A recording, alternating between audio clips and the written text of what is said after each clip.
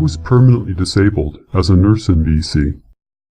I thought I had a good long-term disability plan and that my rights were protected. As a member of unionized employment in BC, your benefits and rights are not protected, and should you become permanently disabled, you will have a very hard time keeping your benefits.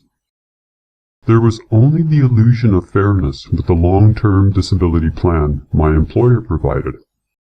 I was awarded benefits by a final and binding court of last resort. However, my collective rights were dishonored, and my disability benefits were terminated without just cause. My desire to be treated fairly led me to the BC Supreme Court and my rude awakening. I discovered that labor law now prevents BC Supreme Court judges from resolving these kinds of disputes.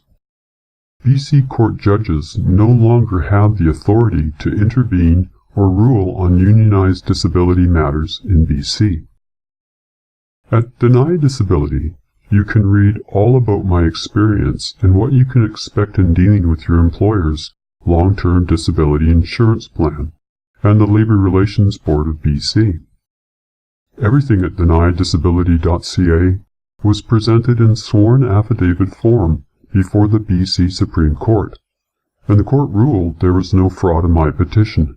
It is just the disturbing truth about living and working in BC as a nurse, and what happens when disability strikes, and you have to deal with the corruption inside the long-term disability plans of BC.